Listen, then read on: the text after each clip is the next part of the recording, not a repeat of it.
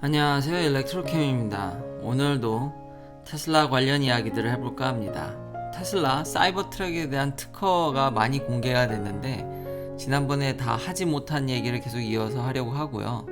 아마 오늘 비교할 주요 포인트는 편의성이지 않을까 생각이 듭니다. 테슬라가 과거에 이제 사이버 트럭 시연할 때 글래스를 쇠구슬을 던져서 이제 테스트하다가 이제 깨먹었죠. 네, 그 유리에 대한 블랙프루프 유리에 대한 이런 특허도 있는데 보시면 그냥 보통의 어떤 블랙프루프 유리랑 기본 구조는 크게 다르진 않은 것 같습니다. 보통 유리 두 장 사이에 이 폴리머 필름을 하나 넣거든요. 깨지지 않게 이 어디시브 글루 역할을 하는 거죠. 그 플라스틱이 접착이 돼서 굉장히 약간의 좀 탄성을 높여주는, 겉면과 안은 깨지지만 그 안에 글루가 이걸 홀드하기 때문에 이 관통되기가 쉽지 않습니다. 이런 특허도 공개가 됐고요. 뿐만 아니라 이 엑소스켈레톤에 대한 특허도 나왔는데 확실히 테슬라는 방향성이 확실합니다.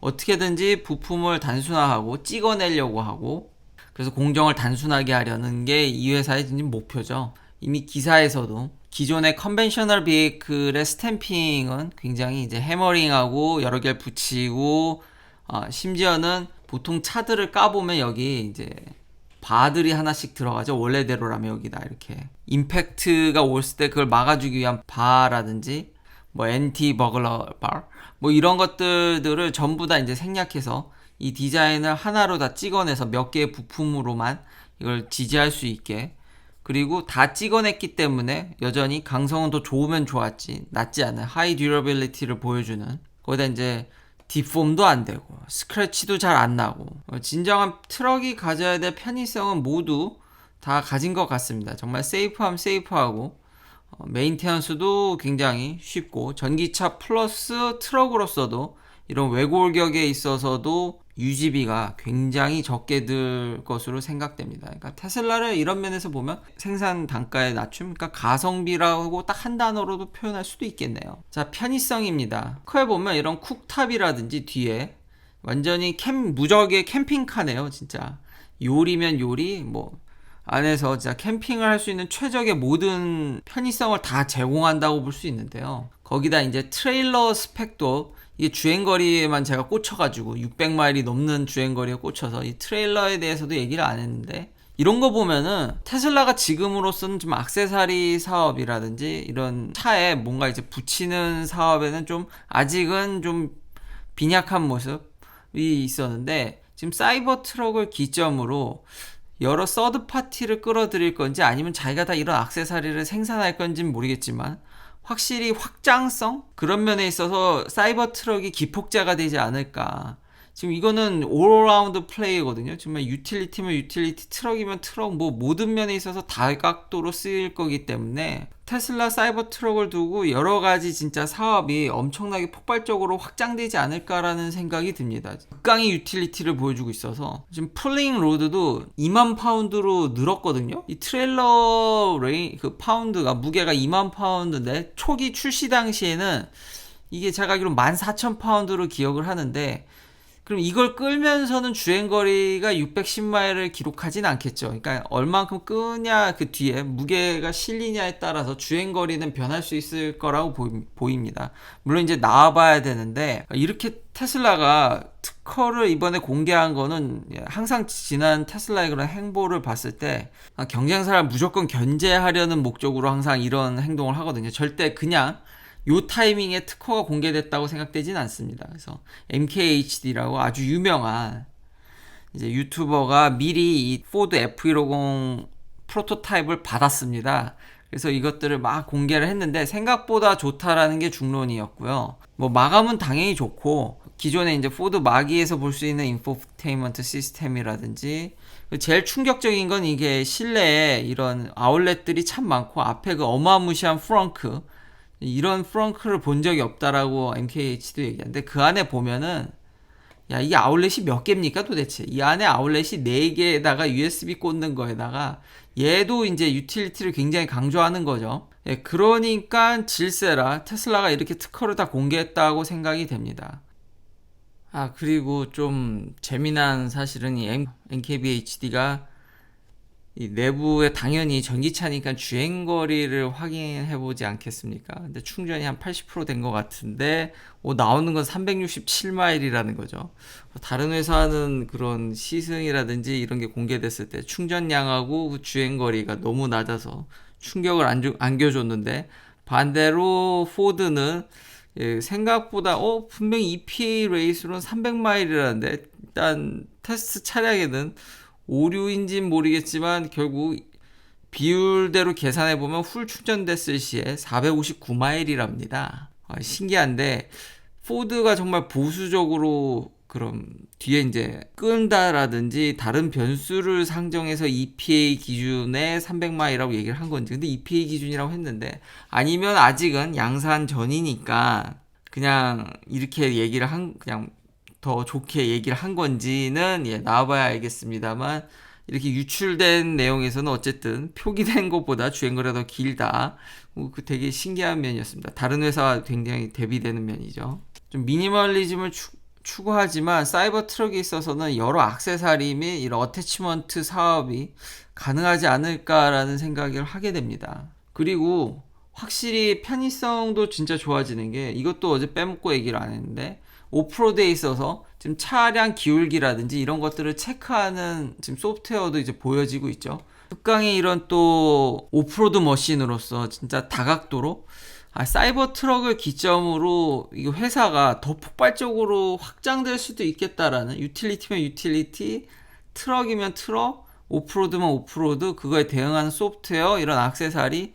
이건 좀 경쟁사가 포드 F150이 제가 그런 유틸리티적인 측면에서 좀 칭찬을 했는데, 그거 뭐 저리 가라 할 정도의 이런 사용성을 보여주니까 참 틈을 안 주네요. 틈을 안 줘요, 테슬라가. 자, 그럼 경쟁사는 뭘 하고 있냐? 똑같습니다. 지금 기사들이 트렌드가 다 똑같아요. F150을 기점으로 유틸리티로 그런 면들이 잘 보여지지 않았는데, 강조되지 않았는데, 뭐 내부적으로 준비했을 수도 있습니다. 근데 참 타이밍이 묘하죠. 왜 한 회사 이렇게 딱 나오면은 그걸 다 그냥 우후죽순으로 우리도 할 수 있어, 아니면 우린 그거보다도 낫다라는 식으로 자꾸 얘기를 하니까, 뭐 리비안도 이런 이미지를 전에 보여주긴 하긴 했었지만 요즘 다시 이제 더 많이 재조명이 되는 거죠. 이제 텐트라든지, 여기도 쿡탑이 있습니다. 얘도 요리를 할 수 있습니다. 리비안도 옆에서 이런 요리를 할 수 있습니다. 근데 아마 이런 것들이 전기 픽업 트럭의 장점이지 않을까. 기존 휘발유 대비해서 이 전기를 갖다 쓸 수 있다라는 게, 이런 게 진정한 V12이고 레저이지 않을까라는 생각을 합니다.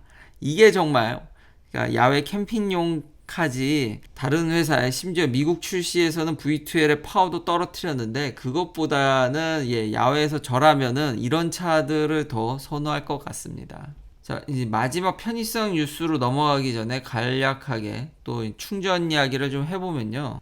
전에 이거 제가 예측했듯이 쉽지 않죠. EV고라고 이제 서드파티 충전 회사인데, GM이랑 그 계약한, 그러니까 얘기했던 컨트랙에 있던 지금 충전소만큼은 지금 깔질 못하고 있다랍니다.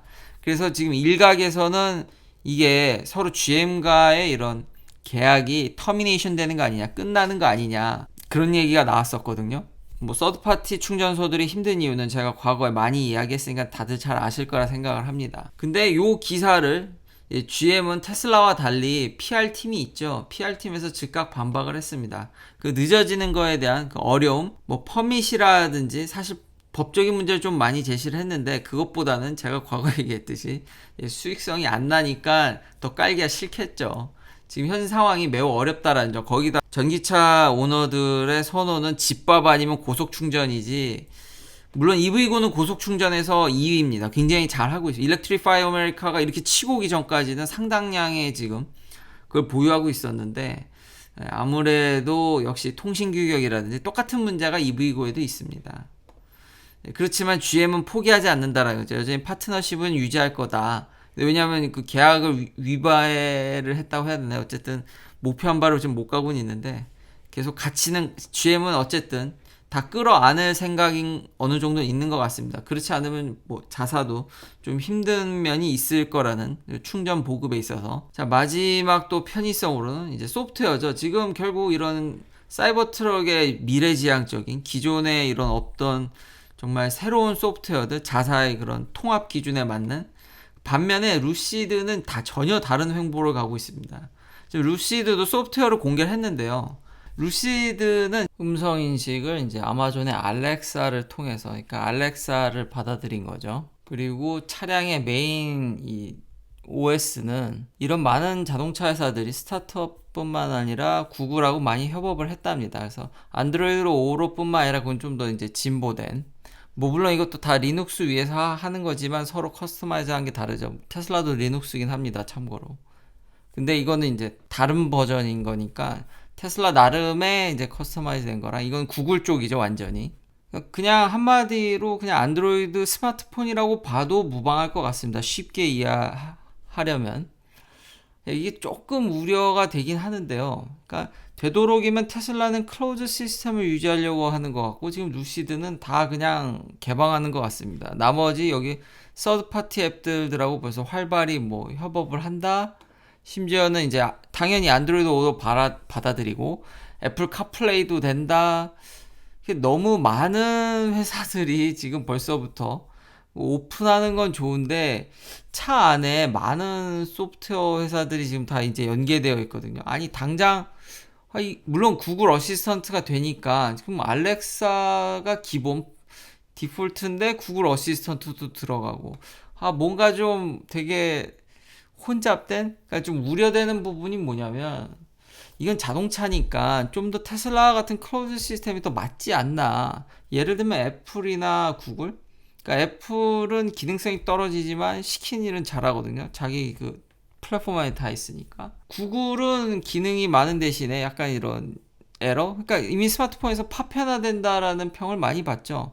그러니까 루시드가 자꾸 그런 쪽으로 흘러가는 게 아닌가. 근데 우려되는 점이 뭐냐면, 차는 좀 더 확장성보다는, 물론 확장성 중요하지. 결국 그렇게 자동차도 전기 자동차도 스마트화 돼서 시장이 커질 거라지만, 아직은 안전이나 이런 걸 생각을 하면, 물론 구글 OS로 차량을 그러니까 컨트롤이 안 된다고는 합니다. 그래서 예를 들면 뭐 안드로이드 오로라든지 애플 카플레이로 클라이밋이라든지, 그러니까 온도 조절이라든지 이런 건 전혀 안 된다고는, 어느 뭐 막아놨다고는 하지만, 이미 너무 많은 소프트웨어가 들어와 있고 좀 충돌 우려라든지, 그러니까 그런 충전의 통신 규격 문제가 차량 내부에서도 발생하는 게 아닌가. 물론 실내는 굉장히 고급스럽고 터치감이라든지 그런 UX를 굉장히 통일성 있게 구현했다고는 하지만, 정작 소프트웨어는 조금 걱정되는 면들이 있습니다.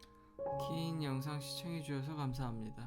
내일도 테슬라 관련 이야기들로 찾아뵙겠습니다.